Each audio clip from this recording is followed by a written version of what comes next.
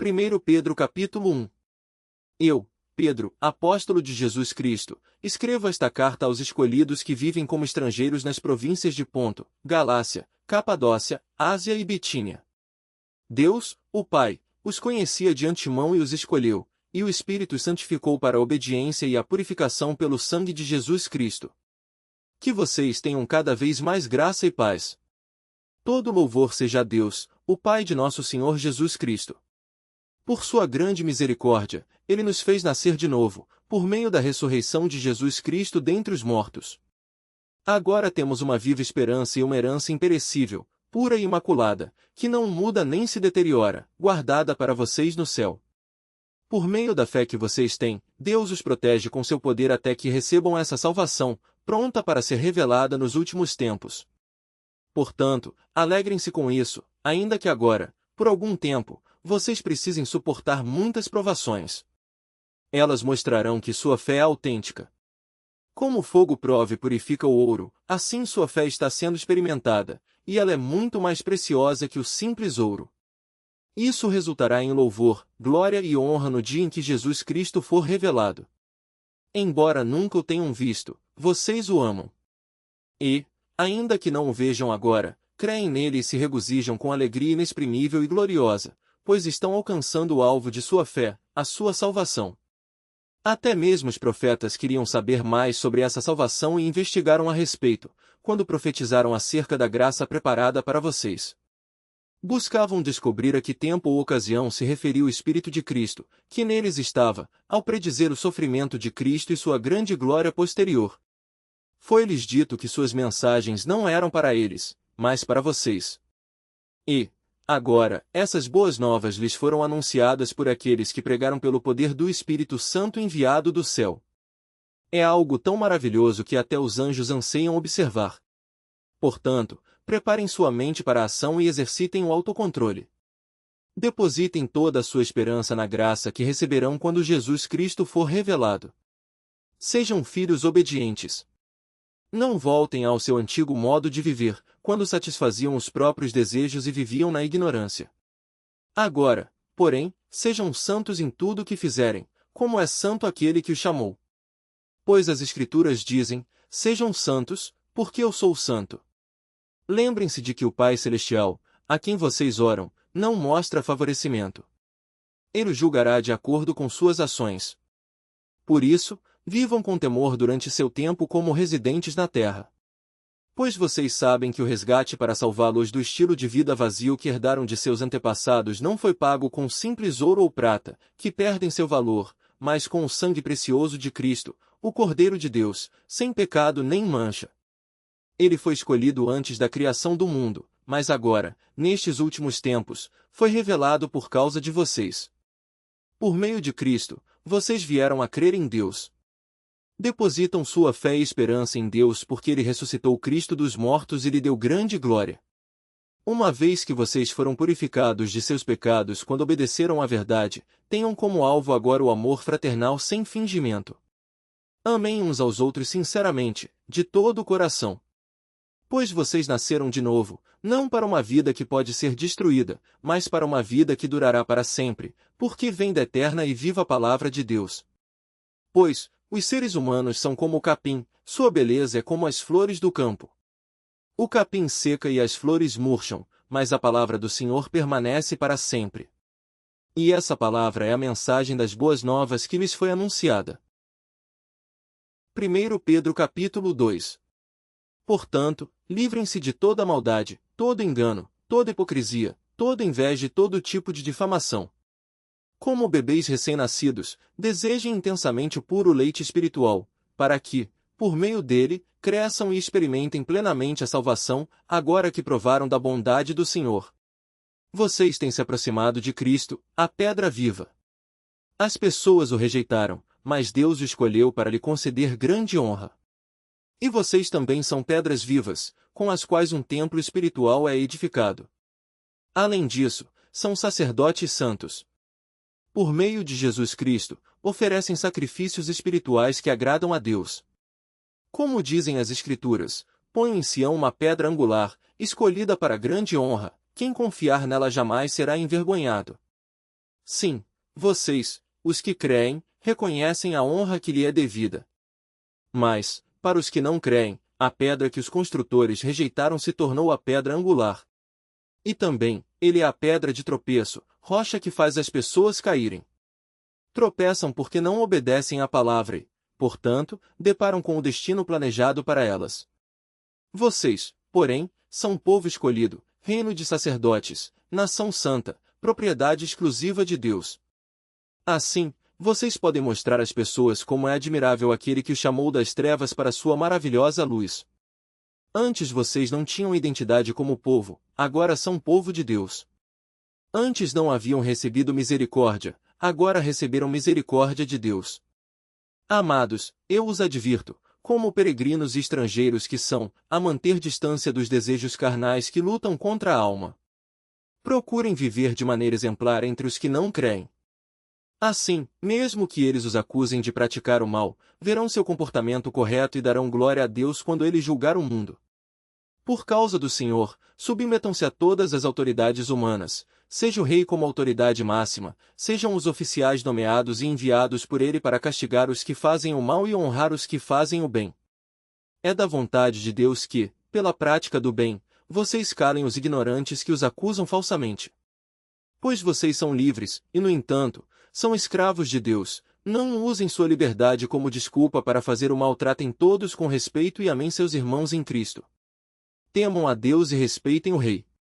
Vocês, escravos, submetam-se a seu Senhor com todo o respeito. Façam o que ele mandar, não apenas se for bondoso e amável, mas até mesmo se for cruel. Porque Deus se agrada de vocês quando, conscientes da vontade dele, suportam com paciência o tratamento injusto. Claro que não há mérito algum em ser paciente quando são açoitados por terem feito o mal. Mas, se sofrem por terem feito o bem e suportam com paciência, Deus se agrada de vocês. Porque Deus os chamou para fazerem o bem, mesmo que isso resulte em sofrimento, pois Cristo sofreu por vocês. Ele é seu exemplo, sigam seus passos. Ele nunca pecou, nem enganou ninguém.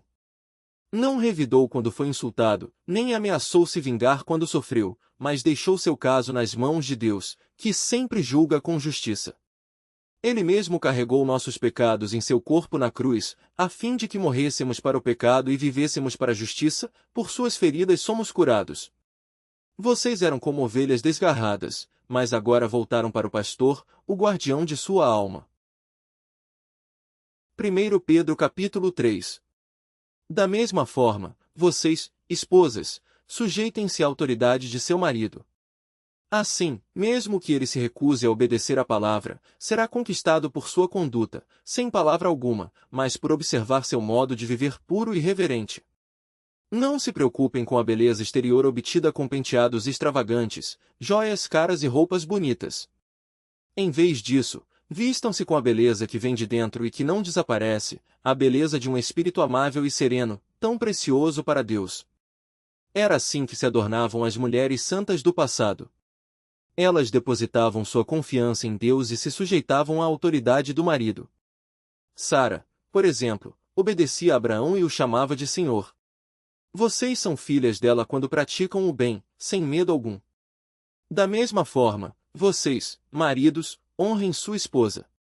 Sejam compreensivos no convívio com ela, pois, ainda que seja mais frágil que vocês, ela é igualmente participante da dádiva de nova vida concedida por Deus. Tratem-na de maneira correta, para que nada atrapalhe suas orações. Por fim, tenham todos o mesmo modo de pensar. Sejam cheios de compaixão uns pelos outros. Amem uns aos outros como irmãos. Mostrem misericórdia e humildade. Não retribuam mal por mal, nem insulto com insulto. Ao contrário, retribuam com uma bênção. Foi para isso que vocês foram chamados, e a bênção lhe será concedida. Pois, se quiser desfrutar a vida e ver muitos dias felizes, refreie a língua de falar maldades e os lábios de dizerem mentiras. Afaste-se do mal e faça o bem, busque a paz e esforce-se para mantê-la. Os olhos do Senhor estão sobre os justos, e seus ouvidos, abertos para suas orações. O Senhor, porém, volta o rosto contra os que praticam o mal. Quem é que desejará lhes fazer mal se vocês se dedicarem a fazer o bem? Mas, ainda que sofram por fazer o que é certo, vocês serão abençoados. Portanto, não se preocupem e não tenham medo de ameaças. Em vez disso, consagrem a Cristo como o Senhor de sua vida. E, se alguém lhes perguntar a respeito de sua esperança, estejam sempre preparados para explicá-la. Façam-no, porém, de modo amável e respeitoso. Mantenham sempre a consciência limpa. Então, se as pessoas falarem mal de vocês, ficarão envergonhadas ao ver como vocês vivem corretamente em Cristo. Lembrem-se de que é melhor sofrer por fazer o bem, se for da vontade de Deus, do que por fazer o mal. Pois Cristo também sofreu por nossos pecados, de uma vez por todas. Embora nunca tenha pecado, morreu pelos pecadores a fim de conduzi-los a Deus. Sofreu morte física, mas foi ressuscitado pelo Espírito, por meio do qual pregou aos espíritos em prisão, aqueles que, muito tempo atrás, desobedeceram a Deus quando ele esperou pacientemente enquanto Noé construía sua embarcação. Apenas 8 pessoas foram salvas por meio da água do dilúvio, e aquela água simboliza o batismo que agora os salva, não pela remoção da sujeira do corpo, mas porque no batismo vocês declaram ter boa consciência diante de Deus. Ela é eficaz por meio da ressurreição de Jesus Cristo. Agora, Cristo foi para o céu e está sentado no lugar de honra à direita de Deus, e todos os anjos, autoridades e poderes se sujeitam a ele. 1 Pedro capítulo 4. Portanto, uma vez que Cristo sofreu fisicamente, armem-se com a mesma atitude que ele teve e estejam prontos para também sofrer. Porque, se vocês sofreram fisicamente por Cristo, deixarão o pecado para trás. Não passarão o resto da vida buscando os próprios desejos, mas fazendo a vontade de Deus.